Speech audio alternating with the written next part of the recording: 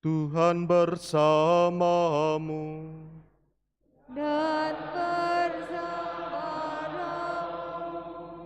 Inilah Injil suci menurut Lukas.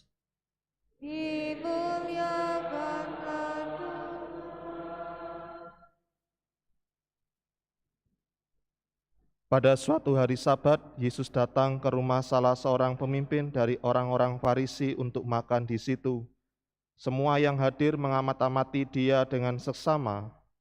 Melihat tamu-tamu berusaha menduduki tempat-tempat kehormatan, Yesus lalu mengatakan perumpamaan ini.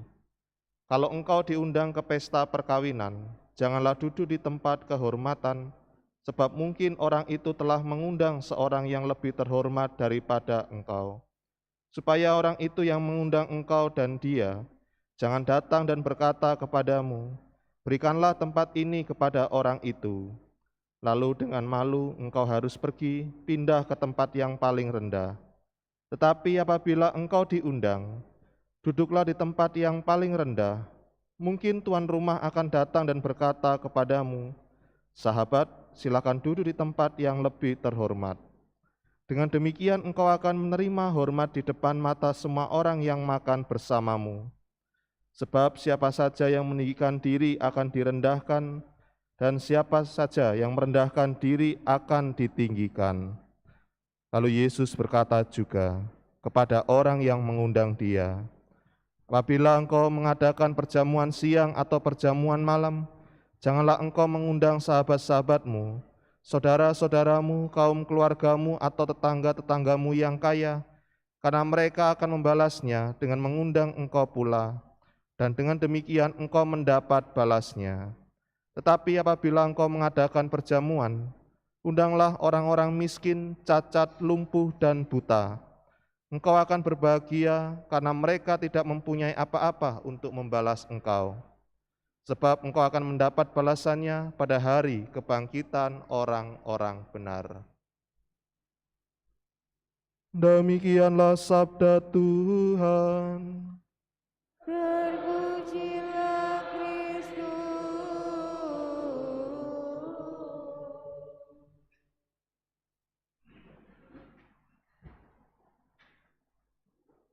Saudari-saudara yang terkasih dalam Kristus, kita semua di sini tentu pernah mengikuti pesta perkawinan.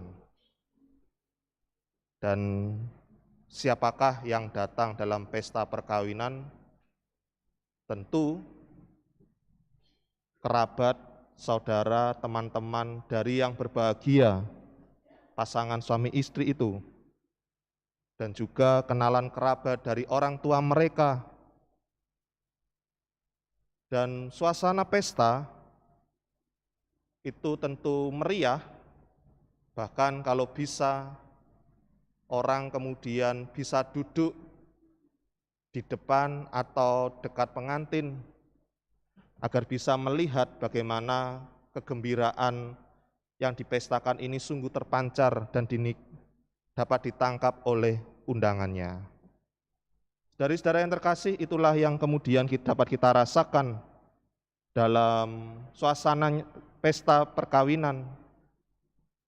Ketika bacaan Injil ini dibacakan dan kemudian kita mendengarkannya, dan itu pula lah Yesus diundang oleh salah seorang pemimpin dari orang-orang Farisi untuk datang dan makan di situ.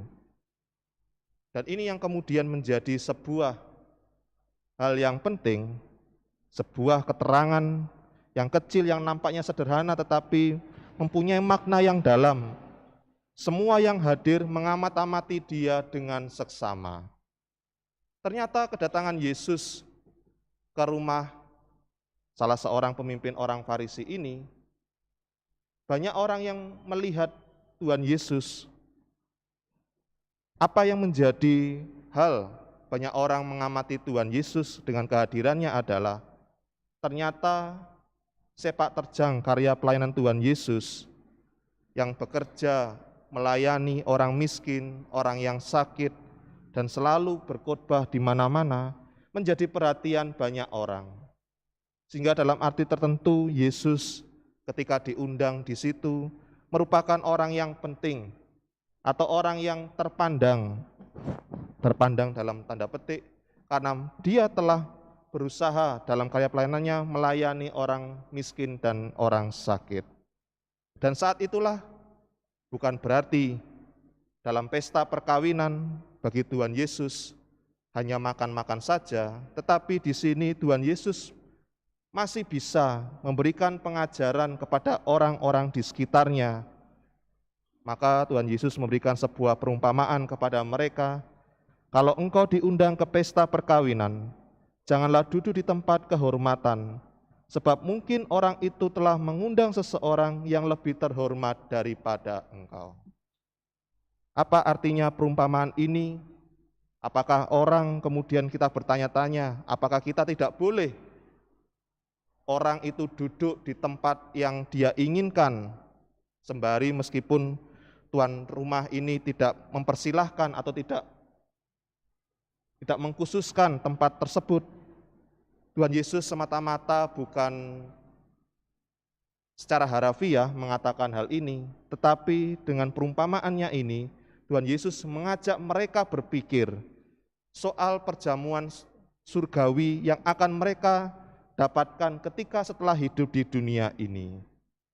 Bahwa yang menentukan seseorang bisa duduk dalam perjamuan pesta surgawi bukan dari kehendak mereka sendiri, tetapi dari Tuhan yang senantiasa menyambut kehadiran orang-orang itu yang telah diundang untuk dapat kamu pantas duduk di tempat yang mana. Maka di sini Tuhan Yesus ingin mengajak mereka sebuah sikap yang berkebalikan. Kalau dalam pesta semua orang datang dengan pakaian yang bagus, dengan perhiasan yang bagus, maka demikian juga dalam pesta perjamuan surgawi, orang juga diajak untuk memakai pakai pakaian yang bagus, perhiasan yang bagus, tetapi bukan harta duniawi, tetapi dengan sebuah sikap kerendahan hati, bagaimana hidupnya selalu percaya kepada Tuhan dan melakukan kebaikan kepada sesama. Dan saudara-saudara yang terkasih, Tuhan Yesus mengingatkan kepada Tuhan yang mengadakan perjamuan itu, bahwa kalau engkau mengundang, bukan hanya mengundang orang-orang kenalan saja, tetapi juga mereka yang miskin, cacat, lumpuh, dan buta. Kembali Tuhan Yesus bukan hanya sekedar menjelaskan yang harafiah saja, tetapi mereka diajak untuk berpikir, untuk senantiasa peduli kepada mereka yang miskin, cacat, lumpuh, dan buta. Tentu hal ini kemudian dapat kita renungkan, kehadiran Yesus di dunia adalah bagaimana Allah yang mengundang kita, Allah yang hadir sendiri memberikan undangan perjamuan kudus itu kepada manusia lewat bagaimana kalau Tuhan Yesus pada zamannya memberikan perhatian kepada orang miskin, cacat, lumpuh, dan buta.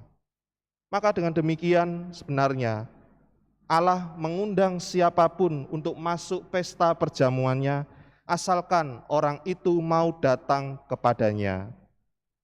Seringkali kita berpikir, wah, Tuhan Yesus itu hanya hadir untuk orang miskin, cacat, lumpuh, dan buta.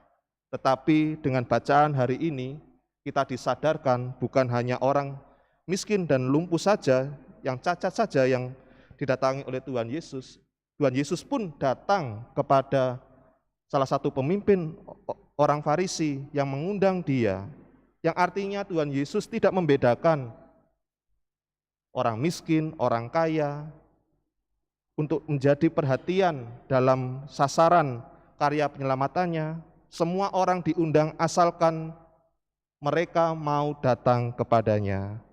Maka saudara-saudara yang terkasih, dengan undangan Tuhan Yesus yang datang kepada umat manusia, itulah undangan kita, undangan bagi kita untuk selalu datang kepada Tuhan Yesus. Dan bagaimanakah Tuhan Yesus selalu mengundang kita dalam perjamuannya? Setidaknya ketika kita merayakan perayaan Ekaristi, itulah saat Tuhan mengundang kita untuk bersama-sama makan dan merasakan perjamuan surgawi. Maka kalau ada umat yang merasakan, aduh misa itu kok ya gitu-gitu aja, kok garing, kok monoton, harus dilihat kembali. Berarti misa yang kita lakukan bukan merayakan misa, tetapi mengikuti misa. Misa hanya sekedar sebuah peribadatan yang terus-menerus terulang, tanpa mungkin ketika kegiatan yang berulang ini menjadi kehilangan maknanya. Tetapi coba kalau kita merayakan Ekaristi sebagai bentuk undangan Tuhan yang selalu memanggil kita merasakan kerahiman Tuhan, disitulah kita akan selalu merasakan kebaharuan akan perayaan Ekaristi. Ekaristi bukan menjadi sebuah peribadatan yang mati, tetapi semakin menumbuhkan sikap iman kita untuk dapat merasakan kerahiman Tuhan. Maka saudara-saudara yang terkasih, pengalaman Ekaristi yang kita lakukan, jika itu dihayati dengan sungguh, maka akan menghasilkan buah yang besar. Setidaknya buah yang besar itu dapat kita lihat dari pengalaman Bunda Teresa dari Kalkuta, di mana seringkali kita mendengar atau membaca riwayat Bunda Teresa ini.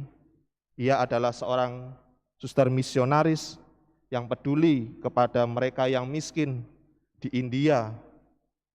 Ketika banyak orang tidak bisa atau membiarkan orang yang terlantar, dia datang untuk menjemput orang itu dan dirawat di rumah perawatannya. Dan ada suatu kisah ketika Bunda Teresa sedang berjalan, dia melihat seorang bapak yang sakit bukan di tempat tidur, tetapi tertidur di selokan, dan di situ ada banyak orang, tetapi tidak peduli. Dan disitulah kemudian Bunda Teresa datang kepadanya, kemudian mengangkat, membersihkan wajahnya sebelum dibawa ke rumah perawatan, tetapi pada akhirnya orang itu mati. Tetapi sebelum kematiannya, orang ini kemudian tersenyum dan mengatakan, terima kasih, saya sudah dianggap sebagai manusia. Dari saudara yang terkasih, pengalaman Bunda Teresa yang mampu melakukan perbuatan hebat ini bukan karena kehebatannya, bukan karena kekuatannya, tetapi kalau kita melihat riwayat biodatanya, yang melakukan itu bersumber, mempunyai kekuatan dari perayaan Ekaristi yang selalu ia rayakan setiap pagi. Bagi Bunda Teresa, waktu pagi adalah waktu yang harus ia selamatkan, karena saat itulah ia mampu bertemu dengan Tuhan. Loh, berarti kalau siang sama malam atau sore tidak bisa. Bisa, tetapi siang dan malam sudah terlalu banyak pekerjaan yang ia harus lakukan. Maka waktu pagi dan untuk merayakan Ekaristi adalah saat bagaimana Bunda Teresa merasakan untuk menimba kekuatan bisa melakukan perbuatan baik kepada sesama. Maka dengan bacaan Injil hari ini dan dengan teladan Bunda Teresa, akhirnya kita diajak untuk senantiasa datang ke perjamuan Tuhan, dan semoga dengan perjamuan Ekaristi yang kita rayakan, entah itu misa harian atau Ekaristi mingguan, semakin membuat kita merasakan kerahiman Tuhan dan mampu berbuat kasih kepada sesama.